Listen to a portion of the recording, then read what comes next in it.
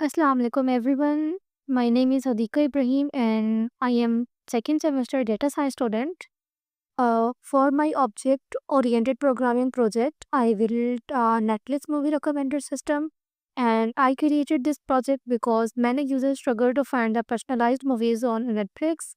So my app solved this problem using the machine learning and loop concepts.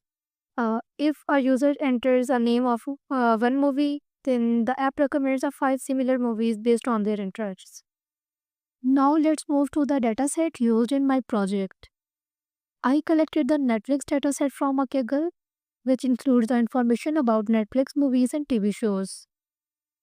After downloading the dataset, I loaded into my Python code using libraries like Pandas.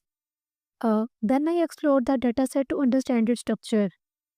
The dataset contains almost 8,800 something rows and 12 columns. Some important columns are like type, title, cast, genre, duration, ratings, and more. First I checked for the missing values in a dataset.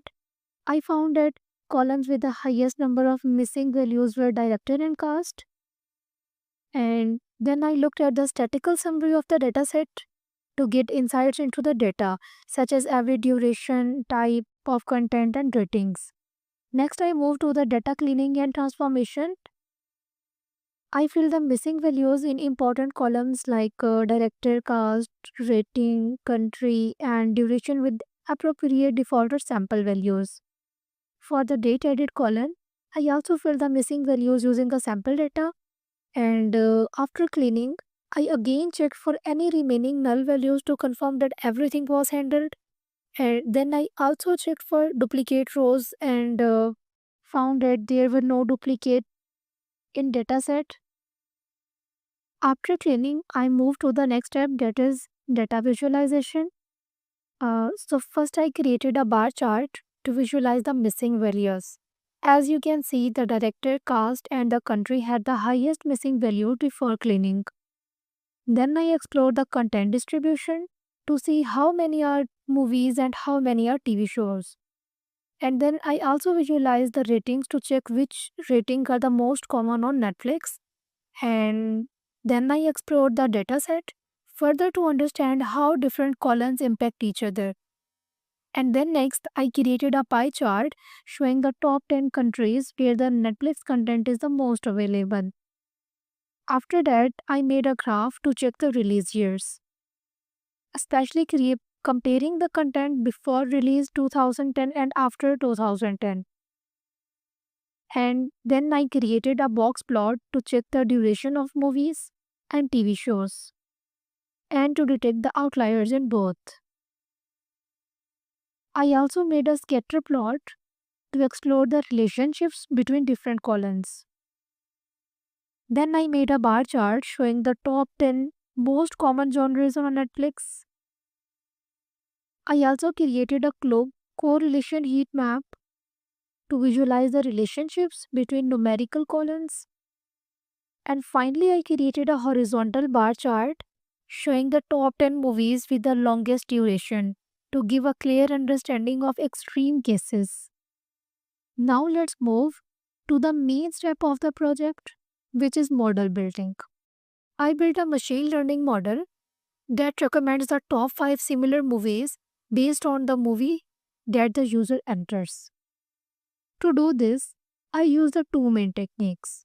The first one is TF-IDF and the second one is cosine similarity.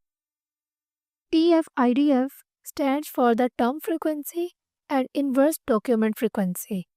It helps to convert the text data like movie descriptions and genres into numerical values. And then I applied the cosine similarity, which checks how similar two movies are based on their next features. So the model finds how close two other movies are to selected one and then recommends the top 5 most similar movies. In the next part, you can see I also use the object oriented programming concepts. Like I created the class called the movie recommender system to organize the model. Inside the class, I created three main functions. The first one pre-processed data to clean and combine the text columns. The second function, build model, that applies the TF, IDF, and cosine similarity to generate the similarity matrix. And the third function is recommended movies, that returns the top 5 recommended movies based on the user's input. After building the model, the next step was model testing. For testing, I simply gave the input movie name Sherlock. The system successfully recommended top 5 similar movies based on the content similarity. I created a list of these recommended movies to test the accuracy of the system. And then I evaluated the model's performance using the 4 key metrics. The first one is the precision. This tells us how many of the recommended movies are actually correct. The second one is recall. This checks how many relevant movies were successfully recommended. The third one is F1 score, a balance between the precision and recall. The fourth one is a diversity. This checks how different the recommended movies are from each other. A good recommendation system should not only give the correct results but also offer the variety so the user doesn't get bored with the similar content. As you can see, my model performed well and gave the relevant and diverse recommendations.